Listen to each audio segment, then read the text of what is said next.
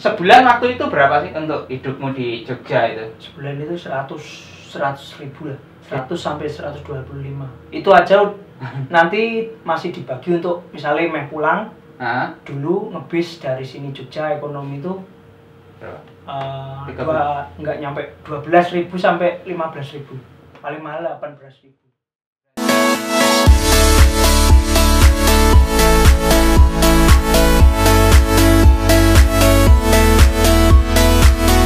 Halo, selamat malam semuanya. Ketemu lagi dengan saya Teguh Nugroho di acara Cerita di Balik Lensa, melihat dari sudut yang berbeda. Nah, malam hari ini saya bersama dengan Ricky Alfiantoro. Halo, Ricky. Halo. Nah, kita akan berbicara, kita akan ngobrol-ngobrol tentang kisah hidupnya selama studi di Jogja, dari SMA, ya, SMK, SMM ya, di Bantul, Kasihan Bantul, sampai lulus di ISI. Nah, ada cerita yang sangat unik dan menarik yang perlu kita akan gali, kita ulik lebih lanjut lagi. Oke. Halo Rick, bisa perkenalkan profilmu? Oh, nama saya Ricky Alfiantoro. Saya sekarang di rumah saja, bekerja di rumah, salah satunya membuat musik pesanan gitu. Seperti itu sih. Ya. Jadi, nah ini pesanannya dari mana nih? Oh, untuk pesanan sendiri bayarnya rata-rata dari luar negeri. Jadi ini ada proyeknya dari Amerika. Kebetulan untuk brand theme song buat salah satu brand, ya mungkin brand kecil, bukan brand besar, itu dari daerah Amerika. Ini kamu langsung dengan orang-orang Amerika yang pesan langsung atau lewat manajemen atau bagaimana? Oh, saya tergabung manajemen di Inot Studio. Jadi ada 4 studio. Saya kebetulan kemarin diajak sama teman saya untuk join. Nah, itu sekarang saya mempunyai akun sendiri, ya, ini bergerak. Jadi ada tim, dari tim tersebut ada 10 orang. Nah, ini cerita dari Ricky yang sekarang sudah ikut di manajemen untuk produksi theme song ya. Nah, yang ingin saya ulik lebih dalam itu bagaimana kisah hidupnya. Nah, itu akan menginspirasi kita. Dulu gimana ceritanya kamu sekolah di di SMM dulu ya? Gimana ceritanya kamu di sana? Kenapa kamu tertarik di SMM? Kamu kan di Semarang ini. Kok bisa tahu di Jogja untuk ukuran anak SMA? Oke, dulu untuk musik sebenarnya udah suka dari dulu, dari SD. Nah, itu tergabung ikut salah satu kesenian jaran Jepang di desa. Ya. Nah, kemudian lanjut SMP juga ikut beberapa ekskul dan ikut band, ikut ngisi-ngisi acara juga. Nah, sampai suatu saat kelas 3, nah kebetulan saya pengen banget untuk tahu apakah ada sekolah musik itu. Nah, kebetulan ketemu, kebetulan mbaknya atau kakaknya dari pendeta di sini, Pak Iwan itu, kebetulan kakaknya itu dulu lulusan SMKI, SMKI Sekolah Menengah Karawitan Indonesia, lulusan tari. Kasihan itu ya? Di Kasihan Bantul. Nah, ternyata di komplek itu ternyata ada 3 sekolahan. Jadi SMKI Sekolah Menengah Karawitan Indonesia, SMSR Sekolah Menengah Seni Rupa Indonesia, dan SMM Sekolah Menengah Musik Indonesia, dalam satu komplek di Kabupaten Bantul, Kecamatan Kasihan. Itu kamu tahun berapa masuk ke sana? Untuk masuk ke sana Mungkin tahun lulusnya ya? Tahun lulus 2009. Jadi langsung setelah lulus, selang berapa bulan langsung ke Jogja, daftar. Pertama instrumen yang saya ambil itu piano Piano kok. Jadi ternyata wah, Di sana pemainnya piano sangat-sangat semua dan les-lesan lah istilahnya. Jadi saya otodidak dan memang basicnya kalau di SMM kan klasik barat, musik klasik barat. Jadi saya istilahnya masih nul putul. Nah kemudian nggak tahu juga kebetulan ketemu di masjid, nah sholat, kemudian ternyata yang saya ajak ngobrol itu kepala sekolahnya. Saya nggak tahu lah. Terus bapak kepala sekolah itu ngobrol, kenapa nggak ngambil friendzone? Soalnya jarang peminatnya. Nah setelah itu pilihan keduanya saya masuk friendzone. Dan keterima. Ya, terima. Jadi di SMM itu meskipun masih setara SMA baru SMP tapi sudah mumpuni ya anak-anak ya. Sangat-sangat lah. Nah, pengalaman di Jogja ini kan kamu ceritanya kan kamu ini terbatas lah dari segi biaya itu. Nah, sebulan waktu itu berapa sih untuk hidupmu di Jogja itu? Sebulan itu 100 ribu lah, 100 sampai 125. Itu aja nanti masih dibagi untuk misalnya mau pulang. Dulu ngebis dari sini Jogja ekonomi itu nggak nyampe 12.000 sampai 15.000, paling mahal 18.000. Berarti itu tahun 2009 hidup di Jogja dengan 120-an lah begitu ya, 100-an ribu ya. Nah, gimana sih kamu bisa mengelola uang sejumlah itu yang jangankan sekarang ya, dulu aja sudah kecil, nilai segitu itu sangat kecil sekali. Gimana kamu bisa hidup bertahan 3 tahun selama SMA dengan biaya sekecil itu gitu ya? Untuk biaya hidupnya itu saya masak sendiri. Jadi ketika nanti pulang ke Semarang, saya pulang ke Jogjanya bawa oleh-oleh masak. Biasanya sambil maksudnya bawa masakan matang bukan, ya salah satunya itu biasanya disuruh buat ibu kering. Tapi kering tempe kering banget jadi awet.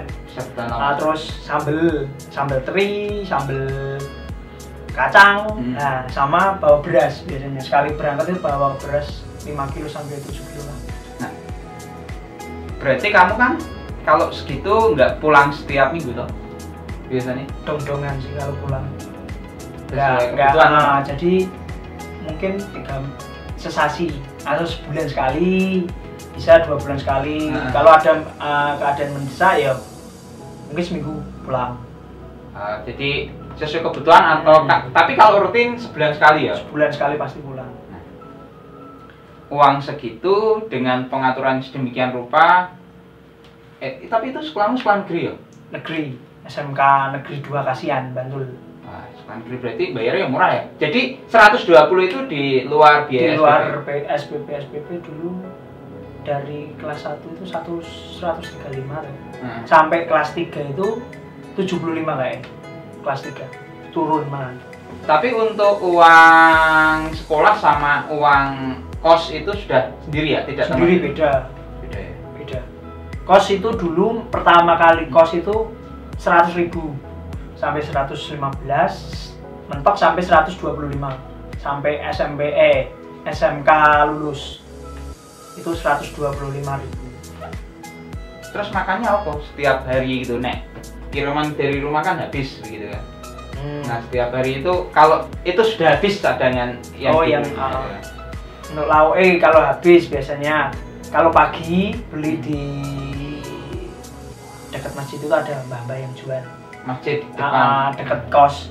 Jadi ada mbah-mbah jual itu istilahnya ada tempe, tahu, terus sayur tahu, sayur kalau di Jogja itu namanya apa, lodeh ya. Lodeh tapi pakainya kulit melinju. Terus sama deli, nah itu dicampur. Nah itu belinya aku biasanya beli ini opor tahu. Opor tahu itu 1.000, bisa dimakan 2 kali. Oh sehari 2 kali. Dulu tahu goreng pecel lele aja masih 1.500. Berarti 1.500 untuk sekali makan ya? Kalau malam, nah itu tadi pecel lele, tapi tahunya bukan lelenya. Nah, tentu saja kan ada semangat di balik itu? Kenapa bisa bertahan dengan seperti itu gitu ya? Pasti ada yang membawamu untuk bisa bertahan begitu. Apa sih motivasi? Motivasinya apa?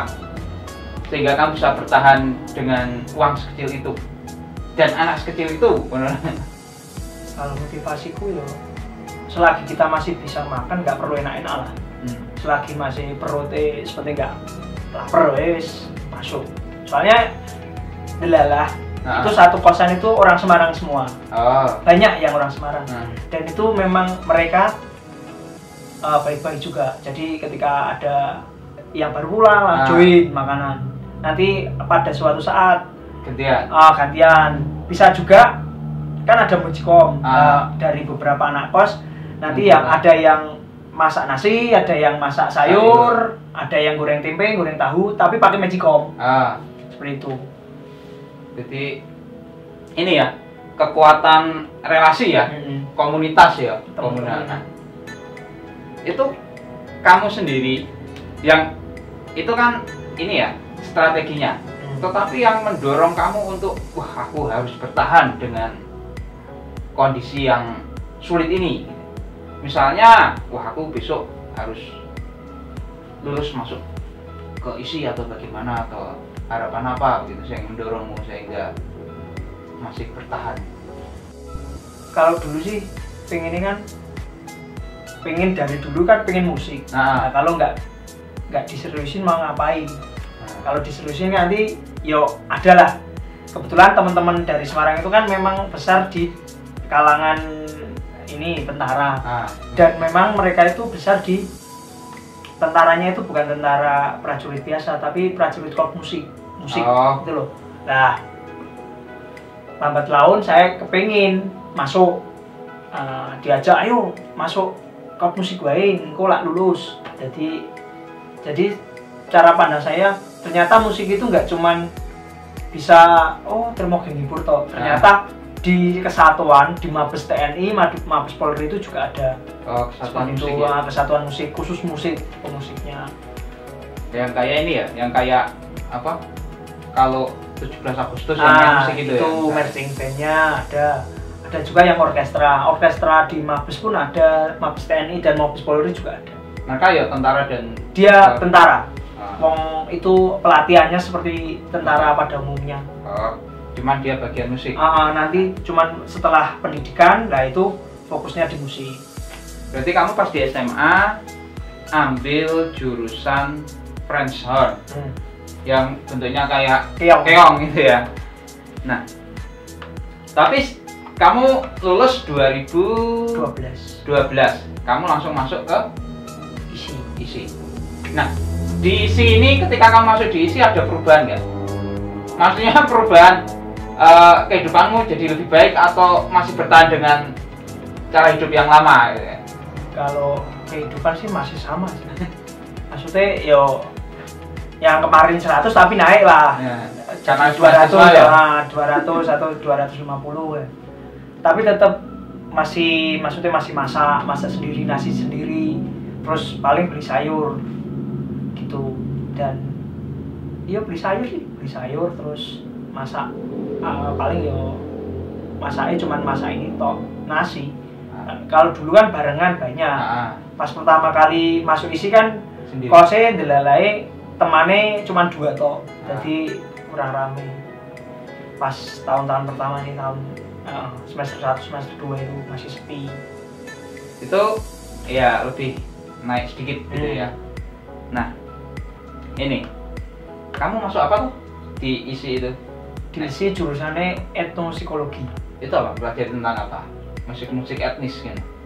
Etnomusikologi sih lebih ya salah satunya mempelajari musik etnis, budaya dari suatu masyarakat, sosiologi dari masyarakat tertentu, tapi kaitannya dengan musik. Kayak antropologi budaya begitu juga. Ya, antropologi pun masuk di etnomusikologi. Filsafat, masuk sejarah musik, musik Indonesia dan musik Barat. Ada.